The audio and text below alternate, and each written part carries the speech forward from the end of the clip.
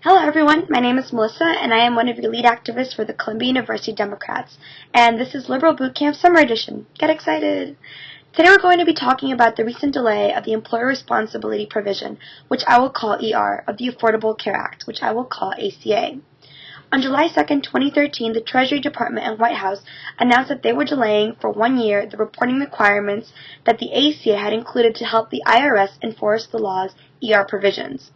Because the Treasury concluded that it would be impractical to enforce the ER without the reporting requirements in place, it was also delayed until 2015.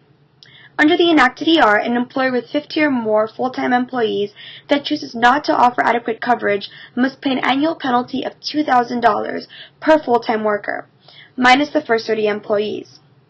To be sure, more than 95% of businesses are actually exempt from the ER altogether. That leaves about 10,000 out of the nation's 5.7 million businesses. 95% of those 10,000 already offer coverage to their employees, even in the absence of a mandate. Why the delay? It is more important to do it right than fast, right? ACA is a difficult law to implement, and it is a very complex undertaking. With the delay, the administration has provided additional flexibility to simplify the reporting requirements for America's businesses. The additional year will give the Treasury, IRS, HHS time to simplify the test reporting requirements. For practical purposes, the reporting delay means a delay in enforcement as well. There are obviously downsides to this whole thing. Simply put, this delay is not free. The federal government will lose billions in penalty revenues, and some employers who would have begun offering health care will simply let their employers drift into the individual marketplace. But in terms of implementation, Obamacare just got a lot easier to implement, if a bit pricier. Just for context, however, according to the CBO, the repeal of ACA would cost $109 billion in deficit. That's a lot of money. It's definitely important to listen to what both sides of the aisle are trying to say and evaluate their arguments, but here's the problem. The entire Republican premise is extremely ironic. This was displayed this past Wednesday in the House Ways and Means Committee hearing, as he strongly objected to the job-killing mandate and somehow still managed to level really strong objections against the entire delay. Don't worry, I'm also very confused. Another Republican concern is the impact of the ER on employment. Republicans have long criticized the ACA as a job killer and have asserted that it will lead to lower hours, wages, or jobs. For workers, reform will end job lock. Workers will be free from worrying about coverage when they're trying to make really important career decisions. The ACA is actually good for employers because it will lower healthcare costs. CBO estimates that the ACA will result in lower premiums of up to 3% in large group markets and up to 2% in small group markets. ER creates a level playing field for all employers. The ER helps to level the playing field by ensuring that relatively few firms who choose to forego coverage do not have an unfair competitive advantage against those that do offer coverage.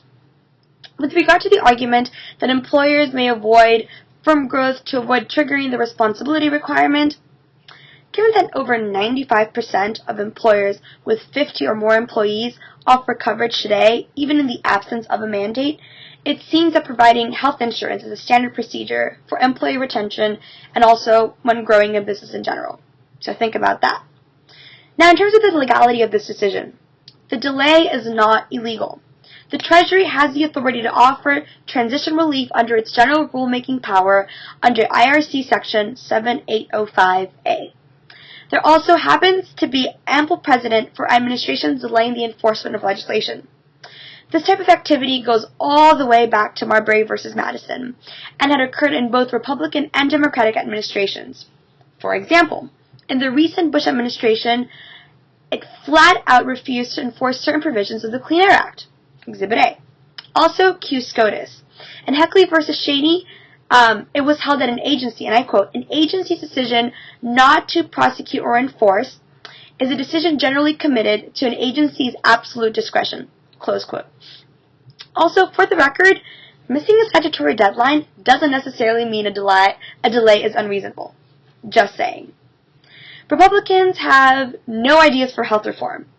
At the start of the last Congress, Republicans made a big deal out of repeal and replace. While there have been 37 repeal votes on the floor, there has been virtually no action or any legislation whatsoever to comprehensively and effectively replace the ACA. In conclusion, and most importantly, in response to the rampant Republican, and to quote Dana Milbank, search and destroy missions, the ACA is helping millions of Americans. And isn't that what this should really be about? Thanks for watching.